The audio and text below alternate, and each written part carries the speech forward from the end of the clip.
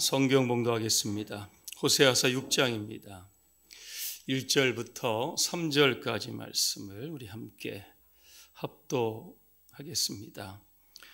오라, 우리가 여호와께로 돌아가자. 여호와께서 우리를 찢으셨으나 도로 낫게 하실 것이요 우리를 치셨으나 싸매어 주실 것임이라.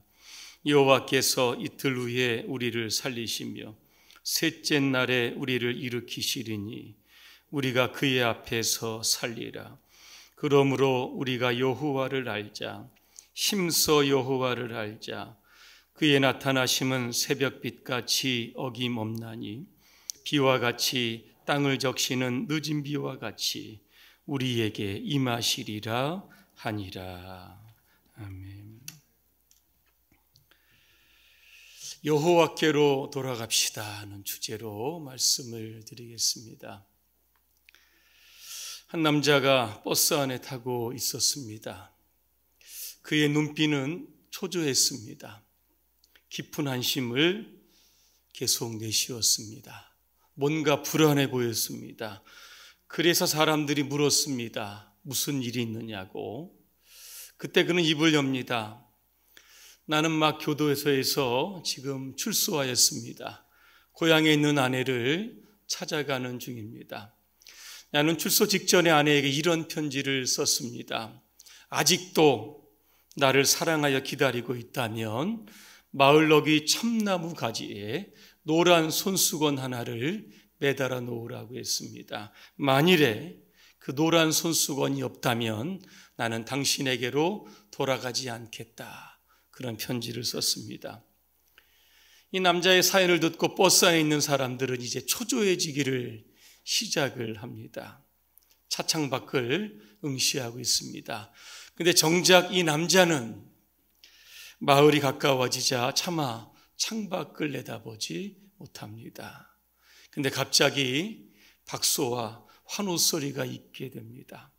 남자가 이제 밖을 쳐다봤더니 참나무 가지에 노란 손수건이 있는 겁니다. 그것도 한 개가 아니라 수십 개의 노란 손수건이 매달려 있었습니다. 이 남자의 아내는 혹시 남편이 노란 손수건 이거 보지 못하고 지나칠까 봐 자녀들과 함께 참나무 가지를 온통 노란 손수건으로 장식해 놓은 겁니다. 성경책을 우리가 들여다보면 죄인된 저와 여러분들을 기다리시는 하나님의 노란 손수건이 보입니다. 하나님은 우리를 기다리시는 분입니다. 우리가 돌아가기만 하면 탕자의 아버지가 돌아온 둘째 아들을 위해서 잔치를 배설했던 것처럼 우리도 역시 하나님의 용서와 사랑의 식탁에서 먹고 마시는 풍성한 교제를 우리가 맛보게 될 겁니다. 오늘 본문의 저자는 호세아입니다. 호세아는 BC 8세기경 여로보암 2세 때에 다스리던 북이스라엘에서 활동했던 선지자입니다. 그 당시 북이스라엘의 배경을 좀 말씀을 드리면 대외적으로는 솔로몬 이후에 가장 큰 영토를 확장했던 최고의 시기였고 번영의 시기였습니다. 그런데 영적으로 보면 이스라엘 백성들은 하나님을 버립니다. 모두가 다 부자가 되겠다고 바알과 아세라 우상을 섬겼던 겁니다. 이스라엘 사회는 겉으로 보면 대단히 화려하고 대단히 위대해 보였지만 하나님의 눈으로 볼 때는 심판 직전의 나라였던 겁니다. 그럼에도 우리 하나님은 회개를 주시는 분입니다. 사랑하는 당신의 백성들이 자신에게로 돌아올 때까지 기다리시는 분입니다. 그래서 호세아 선지자를 통하여 이스라엘 백성들을 향해서 여호와께로 돌아오라 그렇게 외치게 하셨던 겁니다. 요즘 우리나라는 어떻습니까? 세계 10위의 경제 강국입니다. 한류를 세계에 수출하는 자랑스러운 나라입니다. 그런데 한국 내부의 상황은 여러분 어떤지 아마 잘 아실 겁니다. 권력의 남용과 부정의 부패와 또 있는 자들의 횡포가 있는 그러한 시대입니다. 갑질이 언제부턴가 우리의 어떤 일상의 단어가 되었습니다. 갑은 을에게, 을은 병에게 끊임없이 상처와 고통을 주고 있습니다. 이런 갑질을 당하지 않기 위해서 많은 사람들이 갑 중에 갑이 되기 위해서 무한 경쟁의 시대에 뛰어들게 되었습니다. 그 과정에서 대한민국은 상처투성이가 되었던 겁니다. 헬조선이라고 하는 단어가 있습니다. 헬은 지옥이라고 하는 단어이고 조선은 우리나라를 가리킵니다. 아무리 열심히 살아도 살아가기 힘든 우리 한국 사회를 부정하는 그렇게 단어가 바로 헬조선입니다. 세상은 정말로 살기 힘든 지옥으로 변해가고 있는데 이 땅의 교회들은 무엇을 하고 있는 것일까? 교회 역할이 무엇입니까? 복음으로 이 세상을 천국으로 바꾸어가는 사명이 있는 곳이 바로 교회입니다. 그런데 요즘의 교회들이 지금 세상을 따라가고 있습니다. 세상과 동화되고 있습니다. 돈을 따라가기도 하고 명예를 따라가기도 하고 큰 것을 추구하는 그러한 시대가 되었습니다. 그래서 요즘은 세상이 교회를 걱정합니다. 코로나19 이후에 교회가 집단 감염의 온상지로 또 비난의 대상이 되고 있습니다. 이런 위기의 시대입니다. 도대체 우리는 무엇을 해야 할지 성경에서 답을 좀 찾으려고 합니다. 첫째, 우리는 여호와께로 돌아가야 합니다. 1절입니다. 오라, 우리가 여호와께로 돌아가자. 홍성훈 씨가 쓴 하늘이 화나서 짧은 시입니다. 제가 한번 읽어드립니다. 얼마나 화가 나면 마스크로 말을 못하게 입을 막았을까? 얼마나 화가 나면 서로 만나지 못하게 거리를 두게 할까? 얼마나 화가 나면 더러운 손 깨끗이 씻으라 했을까? 하늘을 두려워하자 하늘이 화났습니다. 화가 많이 난 하나님의 마음을 풀 수 있는 방법이 무엇일까? 하나님께로 돌아가는 겁니다. 하나님께 돌아간다라고 하는 것은 회개를 뜻합니다.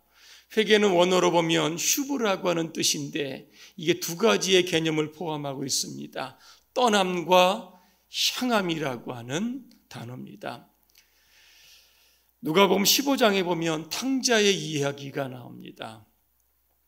둘째 아들이 아버지에게 자신에게 돌아올 유산을 미리 받아서 먼 나라로 떠나게 됩니다.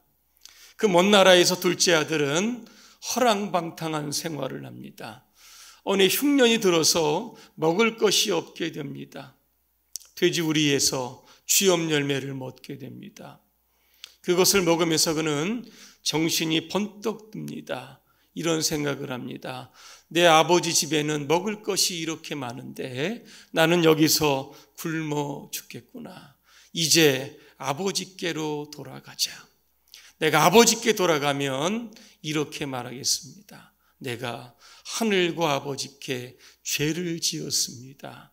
오늘 탕자는 쥐엄 열매를 먹다가 아버지께로 돌아가기로 결심을 하게 됩니다. 그가 있었던 자리가 어디입니까? 세상의 자리입니다. 허랑방탕한 자리입니다. 그 자리에서 떠나 내 아버지의 집으로 그의 발걸음은 향하고 있는 겁니다. 그러면 언제 아버지의 집으로, 언제 여호와께로 돌아가야 합니까? 오늘 1절에 보면 오라라고 하는 말씀이 있는데 공동 번역에 보면 어서라고 이렇게 번역을 해놓았습니다. 어서라고 하는 뜻은 마음의 결심을 했으면 즉시 행동으로 옮기라고 하는 뜻입니다. 회개해야지 라고 했으면 하나님께로 즉시 달려가는 것을 의미하고 있는 겁니다. 한 랍비가 있었습니다. 하루는 제자들을 향해서 이런 교훈을 줍니다. 죽기 하루 전에는 회개하라 그랬습니다. 스승의 가르침을 듣고 제자들이 묻습니다.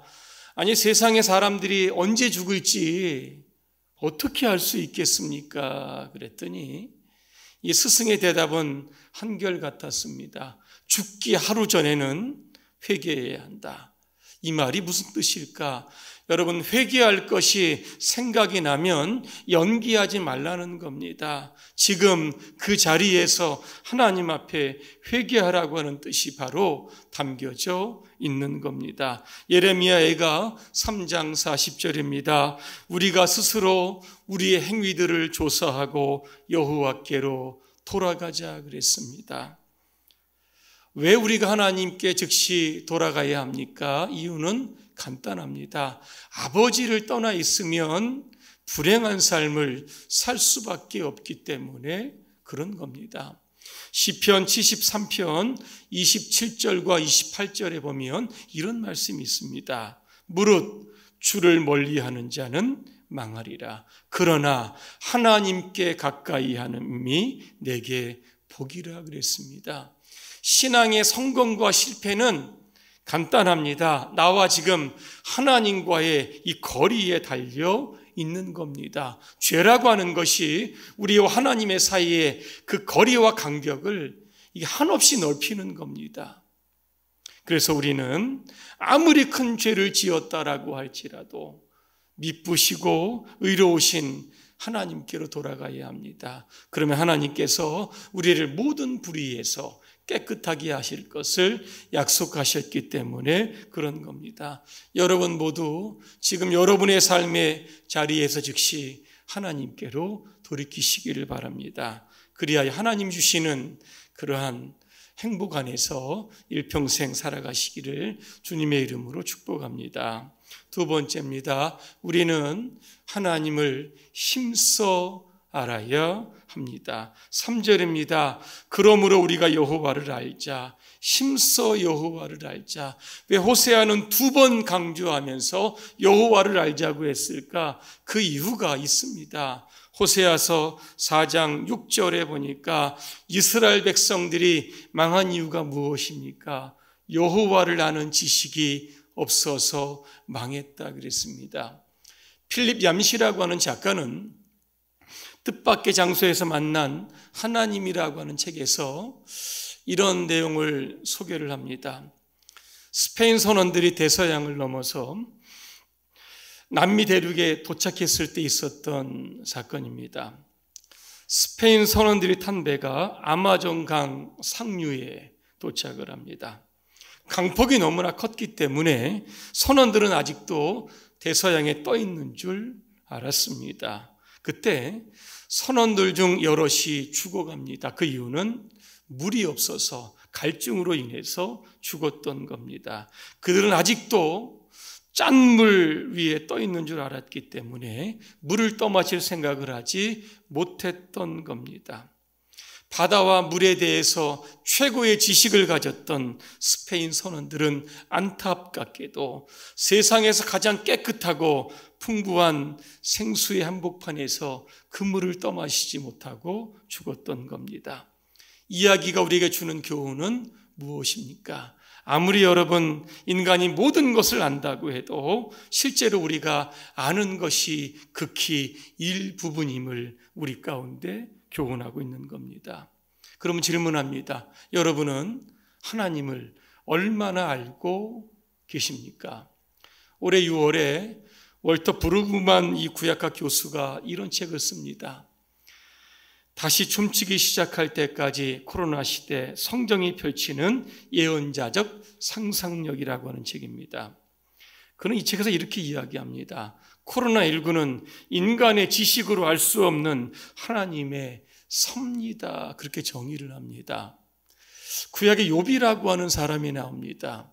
알 수 없는 재난과 질병으로 인해서 하루는 하나님께 항의를 하는 겁니다. 자기가 가지고 있는 모든 지식을 통해서 하나님께 따지는 겁니다. 그때 하나님은 욥의 항의를 받으시고 오히려 그에게 이렇게 질문합니다. 내가 그렇게 똑똑하면 내가 너한테 질문할 테니까 한번 대답해 보라고 합니다. 내가 땅에 기초를 놓았을 때 너는 어디에 있었느냐? 바닷물이 깊은 곳에 쏟아져 나올 때 누가 그 물을 막아 바다의 한계를 정했는지 말해보라고 합니다. 구름을 셀 수 있을 만큼 지혜로운 자가 누군지 알면 말해보라는 겁니다. 하늘에 물병을 쏟아 먼지나 티끌이 덩어리가 되게 하시는 분인지 누군지를 한번 알면 말해보라는 겁니다. 욥은 하나님의 질문에 입을 다물었습니다. 왜냐하면 인간의 지식으로 하나님을 아는 것이 불가능했기 때문에 그렇습니다. 올해 초 미국 대통령 도널드 트럼프는 이런 이야기를 합니다. 나는 코로나19가 하나님이 행하신 것으로 이해하지 않습니다. 어느 날 코로나19는 기적처럼 사라질 겁니다. 이런 얘기를 했습니다. 이 말의 근저에는 미국의 의학, 과학, 지식이 조만간 코로나19를 종식할 것이라고 하는 이 교만이 담겨져 있었던 말입니다. 9월 25일자입니다. 미국의 코로나19 확진자가 700만 명 넘었습니다. 사망자 수도 20만 명을 넘었습니다. 미국은 단일 국가로 전 세계에서 코로나19 확진자와 사망자가 가장 많은 나라입니다. 여러분 아시는 것처럼 엊그저께 미국의 대통령과 영부인이 코로나19 양성 판정을 받았습니다. 최근 세계보건기구에서는 코로나19 확산을 철저하게 방역을 하지 못한다고 하면 전 세계적으로 코로나19 사망자가 200만 명에 달할 수 있다라고 경고를 했던 겁니다.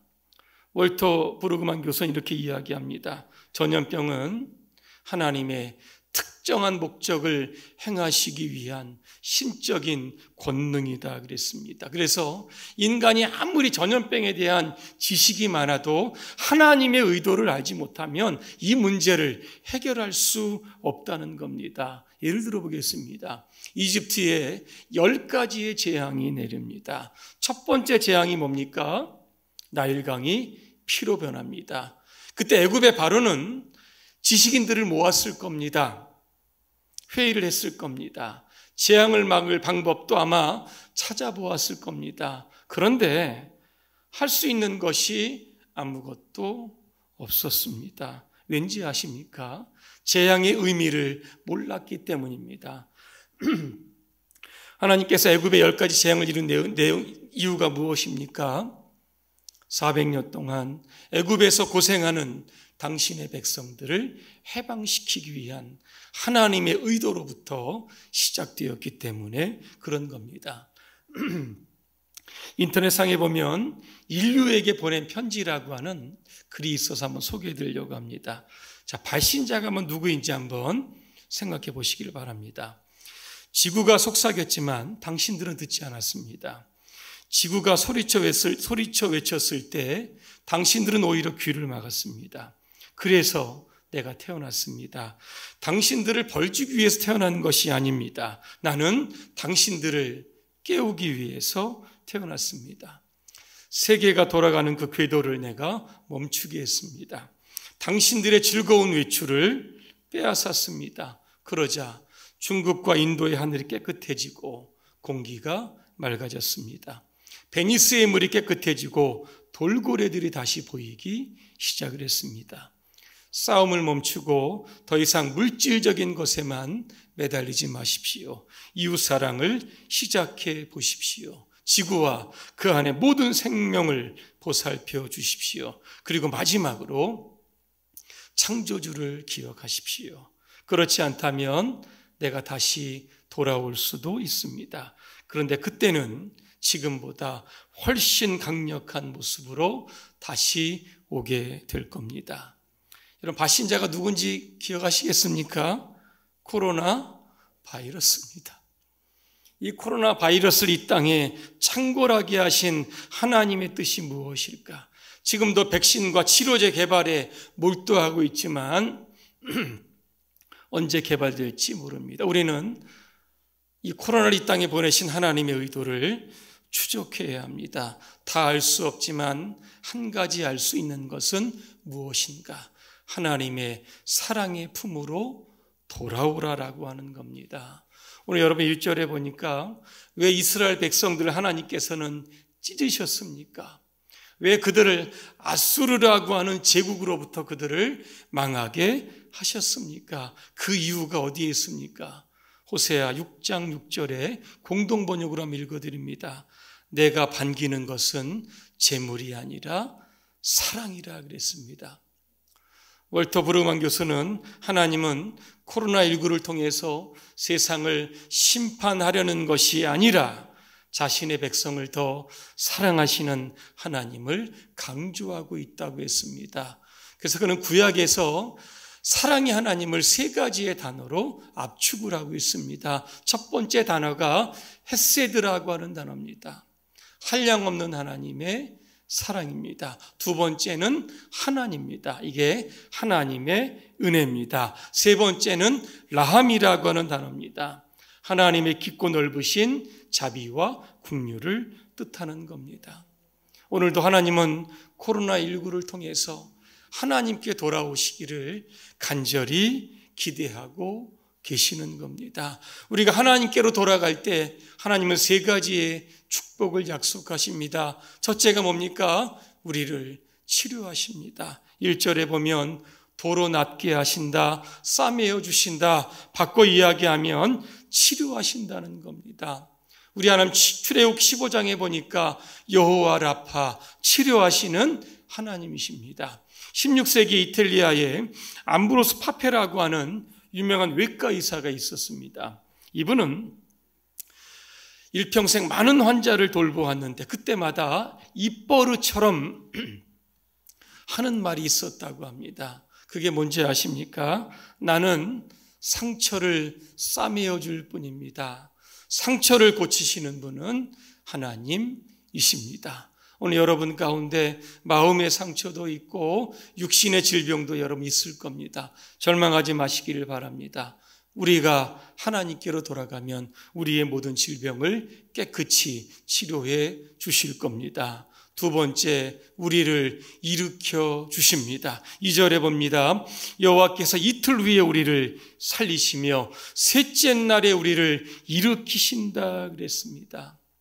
이틀 후에 살리고 셋째 날에 일으킨다라고 하는 것은 하나님께서 우리의 현재의 상황에 즉시 개입하신다라고 하는 겁니다. 셋째 날에 어떤 의미가 있을까? 예수님께서 죽으시고 셋째 날 3일 만에 부활하신 것을 의미합니다.